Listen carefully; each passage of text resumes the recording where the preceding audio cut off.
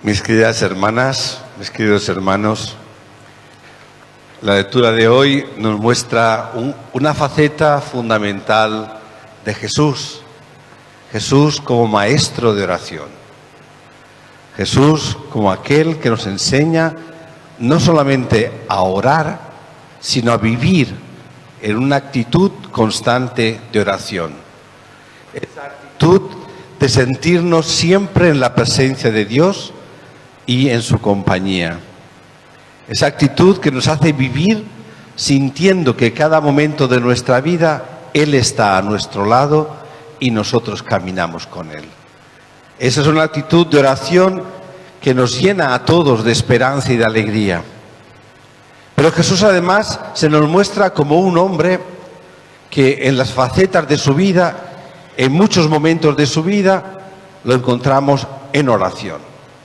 Oración en el desierto, oración en la montaña, oración que le llevará a un contacto profundo con su Padre Dios. Pero fíjense ustedes que la oración de Jesús no es nunca ni en el templo ni en los lugares supuestamente sagrados, porque Jesús renunció a esas cosas. No le interesaba el templo, no le interesaban los lugares sagrados, porque para Él todo es sagrado, el mundo entero es sagrado, y en el mundo es donde está ese encuentro personal con el Padre. Jesús reza en la montaña, Jesús reza en el desierto, Jesús reza en el silencio, Jesús reza en el huerto de los olivos. Jesús nos enseña también a nosotros a rezar. Y a rezar de esa manera peculiar que nos da un toque a los cristianos. La oración del Padre Nuestro está tomada toda del Antiguo Testamento. En sí las palabras no ofrecen nada nuevo, es una composición, esta es la más antigua, la de Lucas, una composición que hicieron los apóstoles sintiendo y viviendo tal como Jesús expresó en su vida que se debía sentir y vivir. Pero ¿cuál es ese toque especial? El toque especial está al comienzo. Fíjese que aquí dice Padre, no dice Padre Nuestro, dice Padre, porque con eso basta. Cuando Jesús dice Dios, no utiliza las palabras que utilizaban en su tiempo. No dice Yahvé, ni Elohim, ni Dios, ni Adonai. Son las expresiones que se utilizaban generalmente para dirigirse a Dios. Él se dirige diciendo Padre, Papá. Un padre y madre a la vez. Evidentemente no se puede separar ninguna de las dos cosas. Pero según la mentalidad de entonces, vemos que Jesús se dirige de una manera muy familiar, muy íntima, muy personal a ese Dios. Desaparece para siempre, pero para siempre, hermano. Porque aunque parece imposible, desaparece para siempre, pero aún sigue en la mentalidad de muchos cristianos. Desaparece ese Dios castigador, ese Dios que vigila, ese Dios que nos espera detrás de la puerta para enviarnos al infierno, ese Dios del miedo, del poder, ese Dios que envía pruebas, que envía enfermedades, que envía todas esas cosas raras que nos hemos inventado. Todo eso que hemos hecho un Dios alejadísimo del Dios de Jesús desaparece simplemente diciendo Padre. ¿O acaso un papá o una mamá le dará una serpiente a su hijo cuando le pida un pescado? ¿O le dará un escorpión cuando le pida pan? Y ustedes que son malos, nos dice Jesús, dan cosas buenas a sus hijos. El Padre, que es la bondad, el amor, va a querer algo malo para ustedes.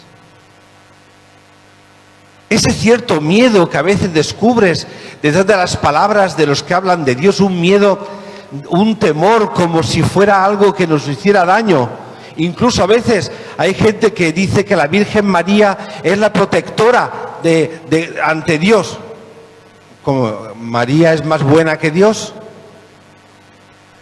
Ese concepto de Dios totalmente pasado y que corresponde a las formas de pensar de los que no creen en Dios o creen en otros dioses, no es la forma de pensar de Jesús. Por eso, Él empieza diciendo, Abba, papá, papaíto, mamá, mamita, Sherumí, Jesús. Así entiende Jesús a Dios. Y así le nombra.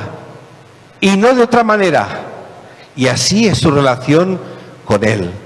Y así nos muestra a nosotros cómo tiene que ser o cómo debería de ser nuestra relación con Dios. Una relación de confianza. Ante todo, de confianza. El que vive la confianza, el que tiene su vida asentada sobre la confianza en el Padre, ve la vida de otra manera y ve el mundo de otra manera. Porque quien se pone en brazos del Padre y confía, camina por este mundo, no sin problemas, no sin angustias, no sin dolores. Dios no está para quitarnos estas cosas, sino que lo vive de otra manera, sabiendo que en todo está el Padre que me conforta, que me consuela, que me ayuda, que me empuja, que me anima y me dice, no caigas, no decaigas, no te preocupes, sigue adelante, lucha, yo estoy contigo. Yo estoy contigo porque un papá, una mamá, nunca, nunca pueden olvidar al hijo y a la hija que aman. Aunque tu padre y tu madre te abandonaran, yo nunca te abandonaría. Vivir en la confianza es vivir mirando a los ojos a un Dios bueno, que sobre todo es amor, y sobre todo un Dios que no puede hacer otra cosa más que amar. Y el amor nunca hace daño. El amor no hace sufrir. El amor consuela, alegra, apoya, comprende, abraza, se solidariza. El amor nos hace crecer como hombres y mujeres libres, como hombres y mujeres capaces de transmitir ese amor. Cuando el Padre nos ama, nos llena tanto de su amor que tiene que desbordarse en amor a los demás. Quien dice que ama a Dios a quien no ve y no ama a su hermano a quien ve, es un mentiroso. ¿Por qué? Porque el amor de Dios hacia nosotros no hace otra cosa más que desbordarse hacia el otro, comprendiéndolo, aceptándolo. Desaparece de nosotros todo lo que pueda ser rechazar, odiar, no perdonar, todo lo que pueda ser racismo o xenofobia o descartar a alguien por razón de género. Nadie es descartado, porque todos son amados y a todos amamos cuando nuestro corazón se llena de ese amor del Padre. Hermanos y hermanas, ¿cuántos quisieran en otras partes del mundo poder conocer el Dios de Jesús? Y no lo conocen. Y nosotros que lo podemos conocer, y nosotros que tenemos su palabra que nos lo transmite, que tenemos la Eucaristía que nos permite celebrarlo juntos para salir al mundo y decirles, vale la pena creer en ese Dios que nos ama y que se nos da constantemente para tener vida, lo olvidamos. Increíble. Cuando los discípulos le piden a Jesús, enséñanos a orar, se meten en un mundo nuevo. También los discípulos de Juan oraban, pero oraban en el desierto pasando penalidades, con ¿cómo se dice eso? Ayunos, abstinencias. Jesús no es así.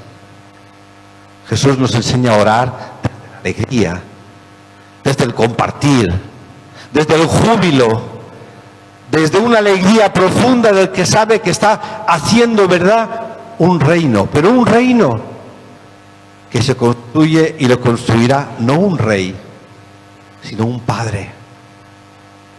Un reino que lo construye y lo construirá no un déspota, no un autoritario, no uno que condena ni juzga, sino un padre, una madre que espera, que abraza, que perdona, que acoge. Cambiemos nuestra mentalidad. Entremos en la onda de Jesús. Entremos en la onda de ese Jesús que nos quiso hacer conocer al auténtico Dios, no a un Dios inventado por los poderosos, que se llena de vestidos raros, de luces, de inciensos, de velas, de cosas que quieren hacer temer a ese Dios. No. Entremos en el Dios de los pobres y de los humildes. El Dios de los poderosos no sirve, ni existe. Déjenles a los poderosos, déjenles a ellos con sus liturgias, con sus latines, con sus inciensos, déjenlos, pobrecitos, qué engañados que viven. Nosotros centrémonos en ese Dios de Jesús, el Dios de los pobres, de los humildes, de los sencillos, de los pecadores, de los que le buscan y a veces no le encuentran. Ese Dios que nos dice por Jesús que le llamemos Papá. Que así sea.